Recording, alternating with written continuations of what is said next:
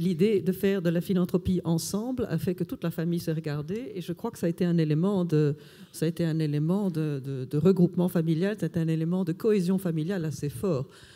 Parce que nous discutions tous du même sujet et que dans nos réunions familiales, il y avait l'aspect technique et puis tout à coup, il y avait l'aspect philanthropie et tout le monde se réveillait à un moment de l'aspect philanthropie et on discutait de philanthropie et tout le monde était concerné, tout le monde tout le monde ne participe pas dans la famille, on n'impose pas, mais nous avons une grosse, disons que les 2/3 de la famille se montrent tout à fait intéressés et généreux. Et c'est clair que c'est devenu un sujet de conversation entre tous les groupes familiaux, parce que nous avons différents groupes familiaux dans l'affaire.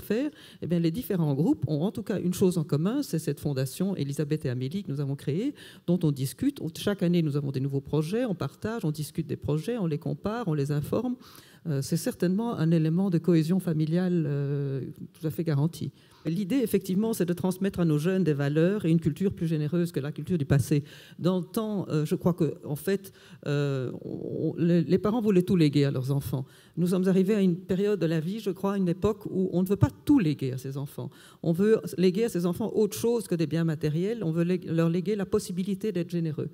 Et je crois qu'il faut Bon, ils sont jeunes, on met sur pied une structure qui les enthousiasme beaucoup. Ils la voient d'ailleurs différemment des gens plus âgés comme moi, ou même de la génération encore au-dessus de moi, qui voyaient ça plutôt comme une charité. Les jeunes veulent un impact sur le terrain, veulent participer, et notre idée est de faire participer de plus en plus les jeunes à notre projet, et d'en envoyer, d'ailleurs, puisque nous avons des projets, que nous finançons des projets aux 4 coins du monde, surtout en Afrique, mais aussi en Asie et en Amérique latine, notre idée, et nous l'avons déjà fait, c'est d'envoyer des jeunes sur place, voir, s'informer, questionner, écrire un rapport, nous ramener des informations, de façon à les impliquer dans cette nouvelle tradition familiale.